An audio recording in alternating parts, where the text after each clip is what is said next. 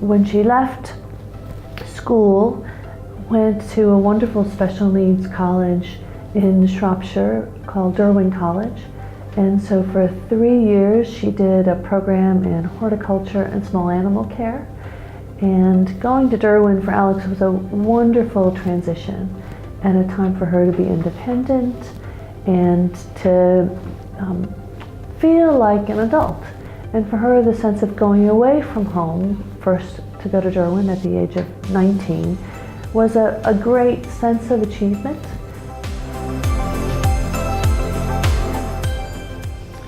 Lydia has a physical disability as well, with her feet. She has lots of operations on her feet.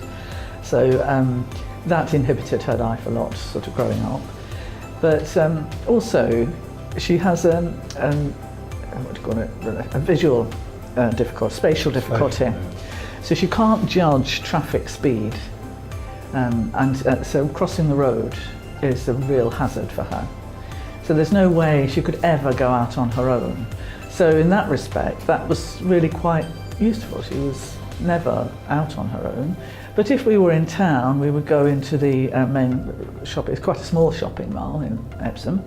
And I would sit in the centre in the coffee shop, and Lydia could go into the bookshop and buy her book.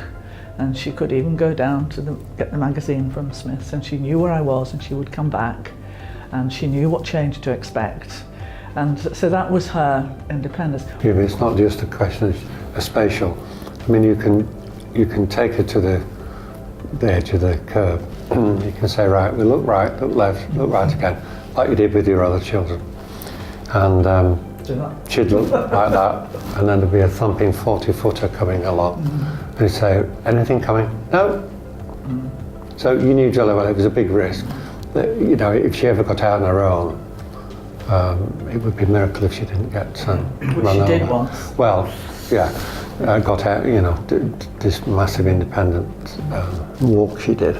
But that was always and still remains a worry. I mean, even in a placement now, I mean, they look after her very well, but, you know, it's still possible for her to have that independence to get out the front door and go up the road and across a big main road, and would only be the luck, in the lap of the gods as to whether she got knocked down. So that's probably one of her major vulnerabilities. I think so, and that's where I needed to be an awareness of whoever was supporting her that was a risk.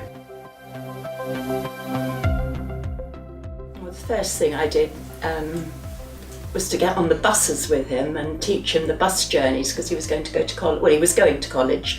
He left his secondary school, went on to college, which was 2 bus journeys away, changing in the local town and going out to college. So we did that for possibly a month. I went with him on the trip. We practiced the trip and did everything so that he was ready for that. And then he took himself off to college, changed in Hemel Hempstead, got on the right bus and went out.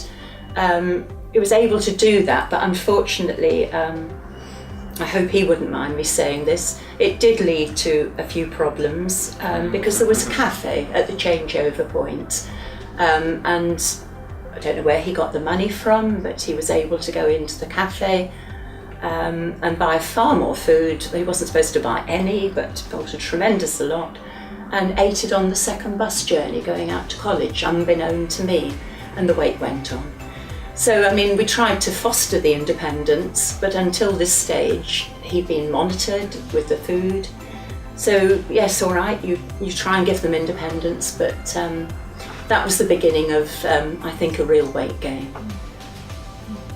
He had before that always been on a very, very strict diet, as I suppose the whole of the family were on. But we had a little larger portions, but it was regularised when we used to eat, at what times, and Nicholas accepted that.